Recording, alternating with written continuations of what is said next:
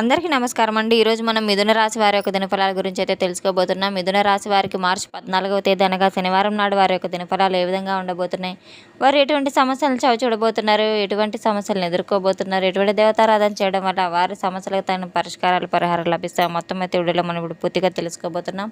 అయితే మన ఛానల్ ఇదే ఫస్ట్ టైం ఎవరైనా చూస్తున్నట్లయితే కనుక ప్లీజ్ అండి మన ఛానల్ అయితే సబ్స్క్రైబ్ చేసుకోండి. వీడియో నచ్చితే కనుక లైక్ చేయండి, షేర్ చేయండి. అలాగే వీడియోని ఎక్కడా స్కిప్ చేయకుండా పూర్తిగా చూడడం ద్వారా ఇందులో మనం చెప్పుకోబోయే ప్రతి ఒక్క అంశం గురించి కూడా మీకైతే స్పష్టంగా అర్థమవుతుంది.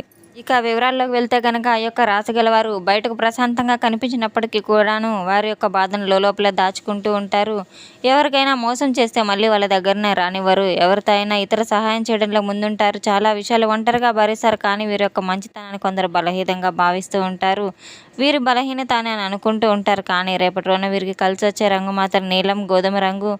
రేపటి రోజున వీరికి చాలా శుభప్రదంగా ఉండబోతుంది. కలిసి వచ్చే సంఖ్య వచ్చేసి 8 మరియు 4.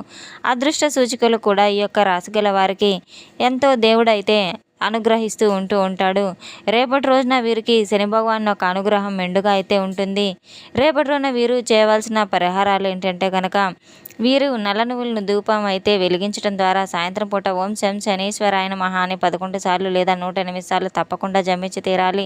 పేదవారికి నల్ల బట్టలు లేదా ఆహారం దానం చేయాలి. కాకులకు అన్నం వేయడం చాలా శుభప్రదం. శని కృప ఉంటే తప్పకుండా శత్రువులు కూడా మీకు మిత్రులుగా మారే అవకాశాలు ఉంటున్నాయి. ఈ యొక్క రాశి గల వారికి రేపటి ఉన్న సాయంత్రం 6 గంటల లోపు జరిగే సంఘటనని ఎటువంటి సంఘటన జరగబోతుంది, చాలా రోజులుగా ఎదురు చూసినట్టు ఒక సమాచారం అకస్మాత్తుగా రాబోతుంది. ఒక శత్రువు నిజ స్వరూపం కూడా మీకు బయటపడబోతుంది. మీపై అపోహలు పెట్టిన వారు భయపడే అవకాశాలు కూడా ఉండబోతున్నాయి. ఒక ఆర్థిక విషయం స్పష్టత వస్తుంది. ఒక వ్యక్తి మీకు సహాయం చేయడానికి రాబోతున్నాడు. మొదట మీకు షాక్ అవుతారు. కానీ ఆ సంఘటన తర్వాత మీకు ఒక గుణపాఠం నేర్పిస్తుంది. ఎవరిని నమ్మాలి, ఎవరిని నమ్మకూడదు, ఎవరిని దూరం పెట్టాలనే విషయాలు తప్పకుండా తెలుసుకుంటారు. ఈ యొక్క రాశి గల వారు ఎంతో జాగ్రత్తగా ఉండాలి. రేపటి రోజున సాధారణంగా శత్రువులు ఎక్కువగా ఉంటారు కనుక మీ యొక్క ఎదుగుదలను చూసి అసూయపడేవారు కూడా ఉంటారు కనుక మంచిగా ప్రవర్తించి కొందరు మీ యొక్క వెనకాల మాటలు మాట్లాడవచ్చు. ప్రతి విషయాన్ని అందరూ కూడా పట్టించుకోవద్దు. రేపటి రోజున మీరు ప్రతి విషయాన్ని ఎవరితో పంచుకోవద్దు, రహస్యంగా ఉంచుకోండి. ముందుగా ఆలోచించండి, ఆవేశంతో స్పందించవద్దు. శత్రువులను కీడు చేయాలని ప్రయత్నిస్తారు కానీ మీ యొక్క సహనం, మీ ధైర్యం, శని కృప ఉంటే ఎవరు మీకు ఎటువంటి హాని చేయలేరు. సాధారణంగా ఎవరికి కీడు కోరరు కానీ మీ పని మీరు చేసుకుంటూ ముందుకు వెళ్ళే స్వభావం మీది. ఒక విషయం అయితే తప్పకుండా గుర్తుపెట్టుకోండి, మీరు నిశ్శబ్దంగా ఎదుగుతుంటే మీ ఎదుగుదలను చూసి అసూయపడే వాళ్ళు చాలా ఎక్కువ మందే ఉన్నారు. నిశ్శబ్దంగానే మీరు పెరుగుతూ ఉంటారు. మేము ఎందుకు శత్రువులు ఎక్కువగా ఉంటారంటే కనుక మీకు అలా అనుమానం కూడా రావచ్చు. మీరు నిజాయితీగా ఉంటారు, మీరు నటించలేరు. అసలు మీకు నటించడం చేత కాదు. నటించకున్నా కూడా తొందరగా దొరికిపోతూ ఉంటారు. అసలు నటన అనేది మీకు రాదు. మీరు ఒక్కసారి నిర్ణయం తీసుకుంటే దాన్ని వెనక తగ్గరు. అందరి ముందు నిజం మాట్లాడతారు. అందువల్ల మీకు శత్రువులు ఎక్కువగా ఉంటారు. అది మీ యొక్క బలహీనత, బలము, అసహనం అనేది తెలుసుకోవాలి. రేపటి రోజున మీ చుట్టూ ఉన్న కొందరు ఎలా అడ్డుకోవాలనే ఆలోచన అయితే మొదలు పెడతారు.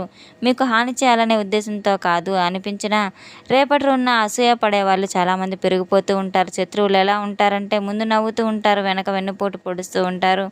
అటువంటి వారిని మీరు తప్పకుండా తెలుసుకొని మీ యొక్క రహస్యాలు తెలుసుకొని ఇతరులకు చెప్పే ప్రయత్నాలు కూడా చేస్తుంటారు. మీకు దగ్గరై సమాచారాన్ని సేకరిస్తూ ఉంటారు. మీరు చేసిన చిన్న చిన్న తప్పులు పెద్దవిగా చూయిస్తుంటారు. మీ విజయాన్ని చిన్న చూపు చూస్తారు. ఈ యొక్క రాశి గల వారి శత్రువు ఎప్పుడు దూరంలో ఉండరు. చాలా సార్లు మీ దగ్గరలోనే ఉంటూ ఉంటారు, మీ చుట్టూనే ఉంటారు. ఈ యొక్క రాశి గల వారు సాయంత్రం 6 గంటల లోపు ఒక సంఘటన అయితే ఎదుర్కోబోతున్నారు. ఎవరు నటిస్తున్నారు, ఎవరు నిజమైన ప్రేమ గలవారో మీరు తెలుసుకోబోతున్నారు. ఒక ఫోన్ కాల్ విషయం ద్వారా మీకు ఒక విషయం బయటపడబోతుంది. ఆ విషయాన్ని విని మీరు షాక్ అవ్వబోతున్నారు. ఎవరు ఇలా చేస్తారని అస్సలు అనుకోరు. అదే మీకు రక్షణగా అవ్వచ్చు కూడా. ఎలా జాగ్రత్తగా ఉండాలి తప్పకుండా తెలుసుకొని మీ యొక్క ఆర్థిక విషయాలు ఎవరికి చెప్పవద్దు. మీ ప్లాన్స్ ముందే బయట పెట్టవద్దు. సోషల్ మీడియాలో ఎక్కువగా వ్యక్తిగత విషయాలు అసలు పెట్టవద్దు. మీకు నమ్మకం కలిగిన వాళ్ళని మాత్రమే మీరు దగ్గర పెట్టుకోండి. కోపంలో రియాక్ట్ కాకుండా మౌనంగా మీరు పరిశీలించడాన్ని గుర్తుపెట్టుకోండి. శత్రువులు మిమ్మల్ని కిందకి లాగడానికి ప్రయత్నిస్తుంటారు కానీ మీరు ప్రతిస్పందించకపోతే వాళ్ళే బలహీనపడుతూ ఉంటారు. రేపటి రోజున మీకు శని కృప ఉంటే ఎవరు ఏం చేయలేరని అయితే మీరు తప్పకుండా తెలుసుకోవాలి. శనిగ్రహ అనుగ్రహం మీకు పొందితే తప్పకుండా శత్రువులు చేసే కుట్రలు మీకు వారికే తిరిగి వారి మీదే వెళ్తూ ఉంటాయి. తప్పును ఒప్పుకునే పరిస్థితి కూడా వస్తుంది. మీ యొక్క మంచితనం మీ బలం అవుతుంది. కనుక రేపటి రోజున మీరు జాగ్రత్తగా మీ రక్షణ ఎవరిని కూడా ద్వేషించవద్దు, అందరినీ నమ్మవద్దు. సంఘటన ఒకటి పెద్ద గుణపాఠం నేర్పడబోతుంది. ఎవరి దగ్గర ఎలా ఉండాలి, ఎవరిని ఎంత దూరం పెట్టాలి, మీ ధైర్యం, మీ సహనం, మీ శనికృప అన్నీ కూడా మీకు ఎంత పెద్ద శత్రువునైనా సరే ముందు నిలవనివ్వలేదు. ఒక్కసారి మీ ప్రశ్న అయితే మీ మనసులో వేసుకొని చూడండి. ఈ యొక్క ఇంటికి కాపలా కాస్తున్నప్పుడు ఇంటి దేవతను చివరిసారిగా ఎప్పుడు గుర్తు చేసుకున్నారు? మీ ఇంట్లో సమస్యలు పెరిగాయి, ఆర్థిక ఇబ్బందులు తగ్గటం లేదు, కుటుంబంలో ఎప్పుడూ కూడా చిన్న చిన్న గొడవలు పెద్దవిగా మారుతున్నాయి. మీరు ఒక్కసారి గుర్తు చేసుకోండి. ఇవన్నీ నిజమో కాదో మీ మనసుకు లేదు.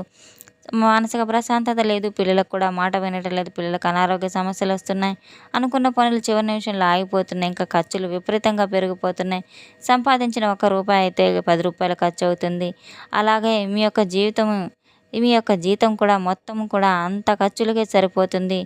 ఇలాగా మీకు ఎన్నో ఆర్థిక సమస్యలు యాదృచ్ఛికమా కాదా అనేదైతే మీరు దైవాన్ని మర్చిపోయారని ఒక్కసారి అయితే గుర్తు చేసుకోండి. ఇంట్లో దేవతల అంటే ప్రతి కుటుంబానికి ఒక కులదేవత అనేవారు ఉంటారు కదండీ! తప్పకుండా ఆ దేవతను మీరు వంశాన్ని కాపాడుతుంది. మీ తాతల ముత్తాతల నుంచి ఆ దేవత భక్తితో ఆరాధించి ఉంటారు. వారికి ఎందుకంత కష్టం వచ్చినా చివరికి నిలబడ్డారు. ఎందుకంటే గనక ఇంట్లో దేవత ఆశీర్వాదం అయితే వారికి తప్పకుండా ఉంటుంది. కానీ ఇప్పుడు మనకైతే టైం లేదు, పూజలకు సమయం లేదు. సంవత్సరానికి ఒక్కసారైనా వెళ్ళి దర్శనం చేసుకోవడం మానేసాం. కనీసం ఫోటో కూడా ఇంట్లో పెట్టుకోలేకపోతున్నాం. అటువంటి వారికి ఇటువంటి సమస్యలన్నీ పెరుగుతూ ఉంటాయి.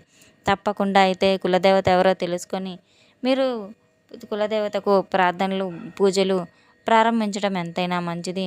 కులదేవత పూజ మీరు ఆరాధన అస్సలు విస్మరించవద్దు. దీని ద్వారా మీకు ఎన్నో సమస్యలు పెరుగుతూ ఉంటాయి. ఇంటి కులదేవతను మర్చిపోతే మీకు తప్పకుండా అయితే మీ పనులు ఆలస్యం అవుతూ ఉంటాయి. అలాగే ఆర్థిక ప్రవాహం కూడా ఆగిపోతుంది. కుటుంబంలో విపరీతమైన అపార్థాలు పెరుగుతాయి. మనసులో భయాందోళన పెరుగుతుంది. శత్రువులు కూడా బలపడతారు. అలాగే మీకు కాపాడే శక్తి కూడా దూరం చేసుకున్న వారవుతారు. మీరు ఒక్కసారి ఆలోచించి చూడండి. ఇంటి కులదేవత ఎవరు? మీ పిల్లలకు తెలుసా? మీకు తెలుసా? చివరిసారిగా ఎప్పుడు వెళ్ళారు? అమ్మను ఎప్పుడుమైనా మర్చిపోతే అమ్మ బాధపడుతుంది, కానీ శాపం ఇవ్వదు. కేవలం మనకు రక్షణ తగ్గుతుంది అంతే. కానీ ఇప్పుడు చేయవలసిందంటే ఒక వారం, ఒక రోజు నిర్ణయించుకోండి. ఇంట్లో ఒక చిన్న దీపం వెలిగించుకోండి. కులదేవత పేరు 3 సార్లు జపించండి. సాధ్యమైతే సంవత్సరానికి ఒక్కసారైనా దర్శనం చేసుకోండి. పిల్లలకు కూడా దేవత గురించి చెప్పండి. ఇది పెద్ద ఖర్చు అయితే కాదు కనుక కేవలం గుర్తుపెట్టుకోవడం మాత్రమే. యొక్క కష్టాలు శాశ్వతం కాదు. కానీ మీ రక్షణను మర్చిపోతే మీకు ఎన్నో పరీక్షలు అయితే ఎదురవుతూ ఉంటాయి. దేవతను మళ్ళీ ఆహ్వానించండి. శాంతి తిరిగి వస్తుంది. ఆర్థిక ప్రవాహం మళ్ళీ మొదలవుతుంది. మనసు ప్రశాంతతను ఉంటుంది. అమ్మవారిని కానీ దేవుణ్ణి కానీ ఒక్కసారి మన ఇంటి కులదేవతను ఒక్కసారి స్మరించుకొని మేము మర్చిపోయాం, ఇప్పుడు మళ్ళీ మీ పాదాల దగ్గరకు వచ్చామని చెప్పి ఒక్కసారి మనసారా చెప్పండి. ఆ మాట వినగానే ఆమె కరుణ కళ్ళల్లో నీళ్లు, మీరు ఆ నీరు చూసి మెరిసిపోతుంది.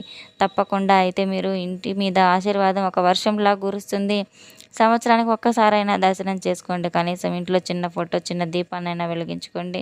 పిల్లలకు మన యొక్క ఇంటి దేవత ఎవరో తప్పకుండా తెలియపరచాలి. దేవతను మర్చిపోతే రక్షణ తగ్గుతుంది. గుర్తుపెట్టుకోండి, ఆశీర్వాదం కూడా పెరుగుతుంది. ఈ యొక్క రాశి గల వారు రేపటి రోజున చేయవలసిన పరిహారాలు ఏంటంటే గనక ఎంతో ముఖ్యమైనవి.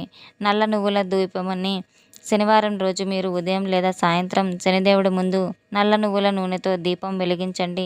శని మంత్ర జపం చేసుకుంటూ ఓం శనీశ్వరాయ నమః అని చెప్పి 11 సార్లు లేదా 108 సార్లు తప్పకుండా జపించి తీరాలి. పేదవారికి ఆహార దానం చేయాలి, వస్త్రదానం చేయాలి. అలాగే రేపటి రోజున వండిన అన్నం కాకులకు కూడా పెట్టడం చాలా మంచిది. శని దోషం తగ్గించడానికి మంచి పరిహారం హనుమాన్ దర్శనం కూడా. మీరు రేపటి రోజున హనుమాన్ స్వామి ఆలయానికి వెళ్ళి తప్పకుండా నూనె ధూపం వెలిగించడం వల్ల మీకు శత్రువుల మాటలు పట్టించుకోకుండా కోపాన్ని నియంత్రించుకోవచ్చు. అప్పు ఇవ్వడం లేదా తీసుకోవడం వంటి విషయాల్లో జాగ్రత్తగా ఉండాలి. ముఖ్య నిర్ణయాలు ఆలోచించి తీసుకోవాలి. రేపటి రోజున అయితే తప్పకుండా శని పరీక్ష మీకు మొదలవుతుంది. కానీ వదిలిపెట్టొద్దు. మీ యొక్క సహనం, మీ యొక్క భక్తి, మీ యొక్క కృప పెద్ద పెద్ద విజయాలను అయితే మీరు తప్పకుండా ముందు రోజుల్లో చూడబోతున్నారు. మనం చెప్పుకున్న పరిహారాలు, దేవతారాధన అంతా మీరు మర్చిపోకుండా చేయడం వల్ల జీవితంలో మీరు ఉన్నత స్థితికి అయితే చేరుకోవచ్చు. తెలుసుకున్నాం కదండి యొక్క రాశి గల వారికి రేపటి రోజున ఎటువంటి ఫలితాలు రాబోతున్నాయి అనేది. మన వీడియో మీకు నచ్చినట్లయితే కనుక ప్లీజ్ అండి లైక్ చేయండి, షేర్ చేయండి. వీడియోని ఎక్కడా స్కిప్ చేయకుండా పూర్తిగా చూసి మాకు సపోర్ట్ చేసినందుకు చాలా చాలా ధన్యవాదాలు. Thanks for watching.